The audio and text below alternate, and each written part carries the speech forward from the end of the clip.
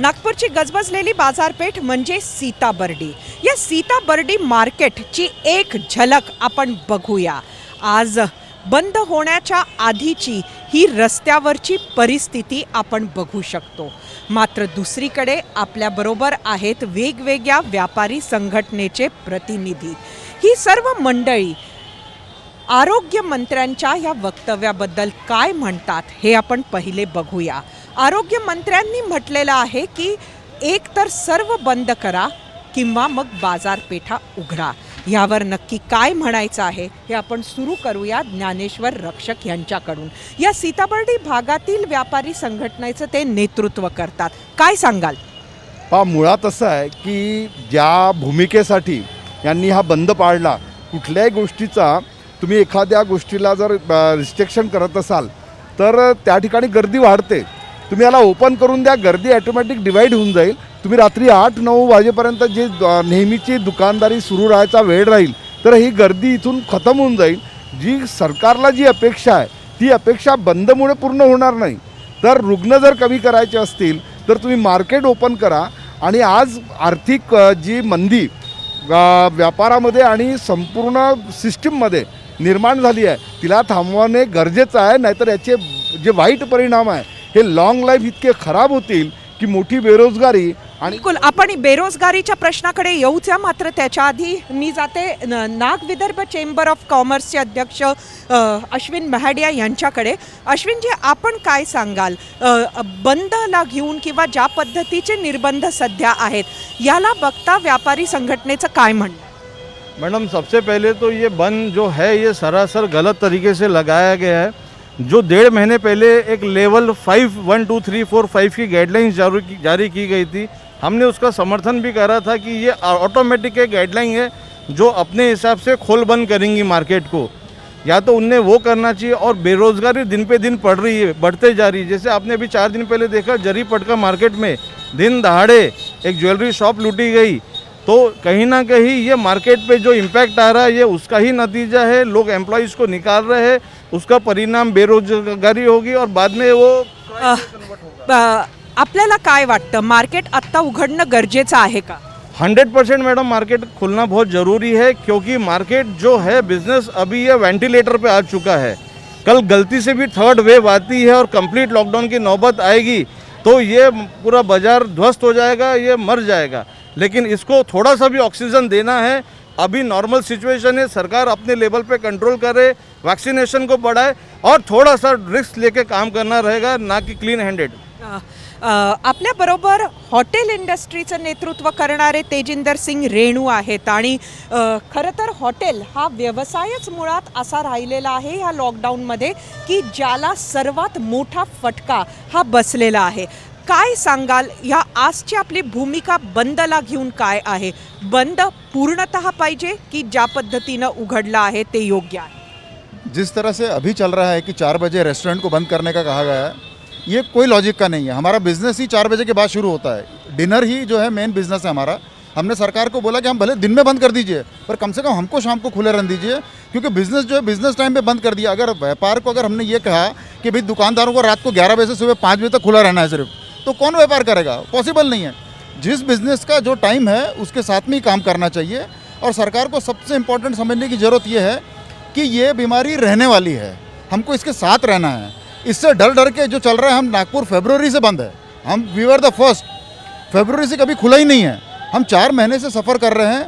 आगे आपको रिपोर्ट्स है, मिसाल वो कोई कंफर्म नहीं है 3rd वेव आएगी नहीं आएगी, 6 महीने में आएगी, साल भर में आएगी, तो क्या हम ऐसे ही बंद रहेंगे? तो दोनों का बैलेंस बनाना बहुत ज़रूरी है। इस तरह से अगर करेंगे तो व्यापार, रेस्टोरेंट व्यापार तो खास करके बैंक्वेट शादियों का पूरा ख़त्म हो चुका है। बहुत बुरा हाल है। जिनके लोन्स हैं, बड़े बड़े इतना इंफ्रास्ट्रक्चर है, कोई सपोर्ट नहीं है सरकार से। एक सरकार ने बोला था कि इंडस्ट्री का हमको सेक्टर का दर्जा दिया जाएगा, उसका भी नियम निकल गया। 1/4/2021 से एप्लीकेबल होना था, वो भी एप्लीकेबल नहीं हुआ। तो सिर्फ पेपर पे भरोसे दिए जा रहे हैं और जो डेट है वो डेट भी पार हो रही है और उसमें कोई इम्प्लिमेंटेशन नहीं। बिलकुल आपल्याबरोबर संदीप बावणे पण आहेत। संदीपजी, आपण लोक जे आहेत त्यांची मागणी सुरुवातीला तर अशीच होती की हा सर्व व्यापारपेठा उघड्या कराव्या। आता आपण बघतो आहोत की आपल्याला एक वेळ दिलेली आहे तरीही नाराजी आहे का? ॲक्च्युली मेन बिझनेसचं वेळ जे असतं तर ते साधारण 2 ते 8 वाजेपर्यंत असतं आणि 4 वाजेपर्यंत दुकान चालू ठेवून काही फायदा नाही आहे. आणि आमच्याकडे 20-20 माणसाचे एम्प्लॉयमेंट्स आहे. आम्हाला म्हणजे इच्छा नसताना स्टाफ कमी करावं लागतं.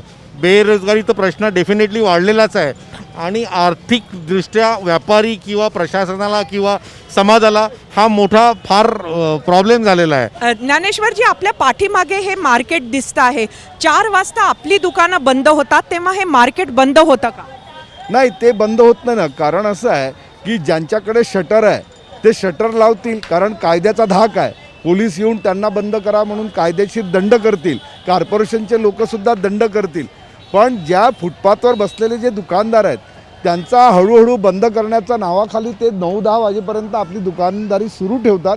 कारण शासन त्यांच्याकडे लक्ष देत नाही. लक्ष आहे आम्ही टार्गेट, कारण आम्ही आहो दुपती गाय. आम्हाला दंड केला तर 5,000-10,000 वसूल होतात, त्यांना दंड करून काय वसूल होणार आहे? बिलकुल. बेरोजगारी त्यामुळे आपल्या क्षेत्रामध्ये सुद्धा बरीच वाढते आहे. व्यापारी संघटनांची आज मुख्यमंत्र्यांना काय मागणी राहणार? व्यापारी संगठन की मुख्यमंत्री से मैडम यही मांगनी है कि व्यापार का समय आप सुचारू रूप से कर दीजिए. आज नागपुर का जो पॉजिटिविटी रेट है वो 0.2% करीब है, यानी 0.5 भी नहीं है. तो कृपया करके आप इसको नॉर्मल टाइमिंग पूरा चालू कर दीजिए. मी आपल्याला हे विचारीन की हॉटेल इंडस्ट्रीला सगळ्यात मोठा झटका पडला, हे मान्य जरी केलं तरी कुठेतरी डिलिव्हरी ही आता सुरू आहे, असं असताना सुद्धा आपण नाराज का?